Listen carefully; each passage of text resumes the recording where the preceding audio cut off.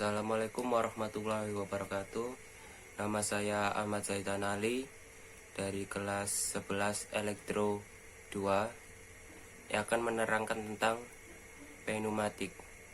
Pneumatik adalah sebuah kata yang tercipta dari gabungan pneu yang artinya udara tekanan serta matik yang artinya segala sesuatu atau ilmu yang berhubungan tentang tekanan.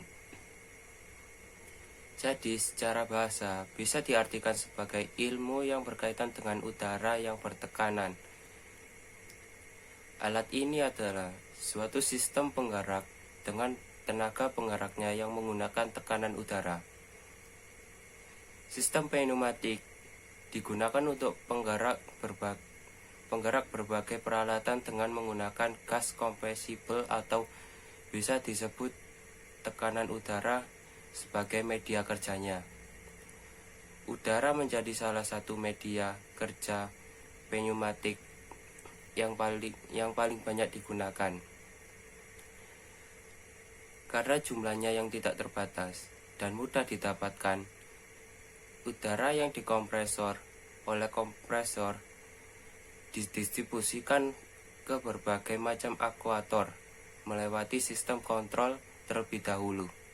Kadang ada juga udara terkompresi tersebut dicampur dengan atomic oil untuk kebutuhan pelumas pada sistem akuator. Namun yang lebih umum yaitu udara terkompres dengan kering atau telah mengalami proses pengeringan melalui air dryer. Untuk lebih banyak mengenal tentang jenis pneumatik bisa dilihat dengan penjelasan di bawah ini.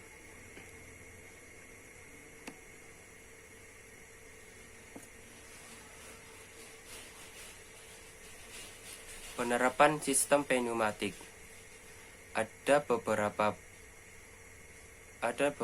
peranan dari sistem tekanan udara ini secara umum, yaitu untuk pengemasan atau packing, untuk pemakaian atau fading, untuk pengukuran atau metering, untuk mengatur tutup atau buka atau good order control, untuk memindahkan material atau transfer of material, untuk memutar atau membalikan benda kerja atau tuning and inverting of plate, untuk memindahkan bahan-bahan atau sorting plate, untuk menyusun benda kerja atau stacking complement, untuk mencetak benda kerja atau stamping and embossing complementation. Komponen sistem pneumatik. Ada setidaknya 6 komponen atau bagian sistem yang mempunyai peranan penting di dalam proses kerja sistem ini, yaitu 1. Kompresor. Fungsinya adalah menghisap udara dari atmosfer, kemudian menyimpan dalam reservoir air atau tabung penyimpan udara. Kondisi udara di atmosfer dipengaruhi oleh tekanan dan suhu. Udara di tabung penampung bisa mencapai tekanan rata-rata 6-9 bar. Tekanan yang lebih rendah dari 9 bar bisa diturunkan daya mekanik silinder. Kalau tekanan melebihi 9 bar, tekanan tersebut sangat berbahaya bagi kompresor atau sistem perpipaan. 2. Air trap atau air dryer. Udara yang mempunyai tekanan tadi akan melewati filter atau air dryer, sehingga kandungan airnya akan terpisah dari udara. Air, meskipun presentasinya kecil, bisa menyebabkan sistem tidak berfungsi. Yang ketiga, air filter. Setelah udara dikeringkan di air dryer, udara akan masuk melalui filter dan disaring kualitasnya. Alat ini akan membersihkan udara dari kemungkinan adanya kotoran dan debu. 4. Regulator.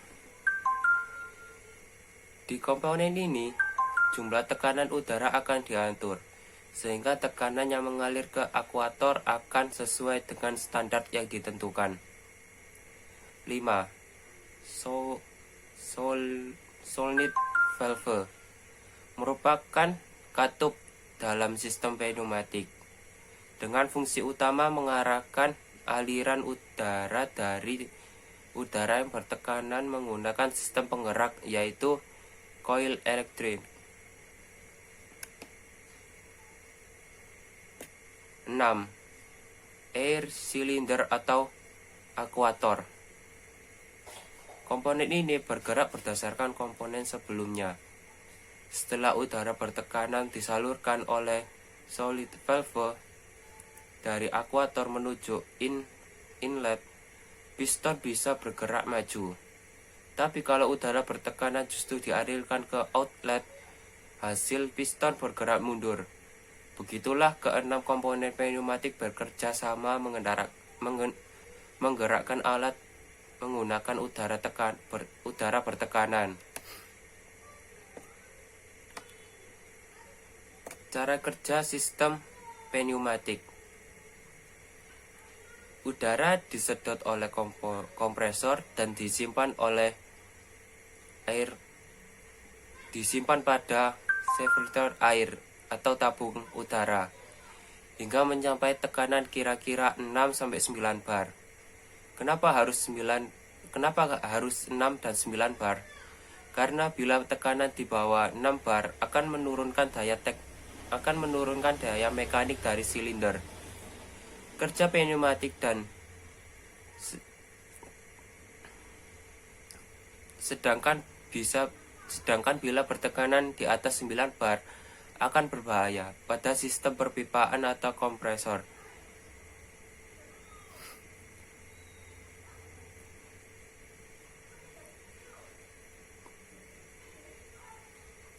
Selanjutnya, udara bertekanan itu disalurkan ke sirkuit dari pneumatik dengan pertama kali harus melewati air dryer atau pengering udara untuk menghilangkan kandungan air pada udara, dan dilanjutkan dengan katup udara atau shut-up valve, regulator, solid valve, dan menuju ke silinder. Gerakan air silinder ini tergantung pada solid. Bila solid valve menyalurkan udara bertekanan maju ke inlet dari air silinder, maka piston akan bergerak maju. Sedangkan bila solid valve menyalurkan udara bertekanan menuju outlet dari air silinder, maka piston akan bergerak mundur. Jadi, dari solid valve inilah penggunaan aplikasi pneumatik bisa digunakan dikombinasikan dengan elektrik, seperti PLC ataupun rangkaian kontrol listrik lainnya, sehingga mempermudah dalam pengaplikasiannya. Kelebihan dan kekurangan sistem pneumatik. Sistem yang menggunakan tekanan udara ini mempunyai beberapa keunggulan serta beberapa kelemahan yang sebaiknya dipertimbangkan dengan baik. Kelebihan: 1. Udara yang merupakan tenaga kerjanya mudah untuk didapatkan, jumlahnya tidak terbatas. 2. Bisa disimpan dengan baik. 3. Bersifat kering dan bersih. 4. Tidak peka baik terhadap temperatur maupun suhu. 4. Aman terhadap bahaya ledakan atau kebakaran.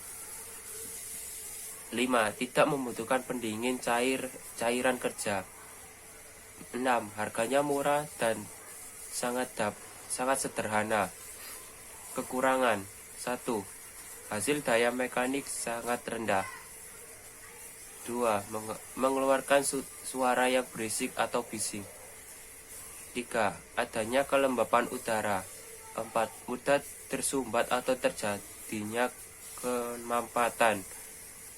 5. Perlu biaya perawatan besar karena udara biasanya mengandung air dan kotor sehingga bisa menyebabkan gesekan antara komponen yang mengakibatkan kerusakan alat.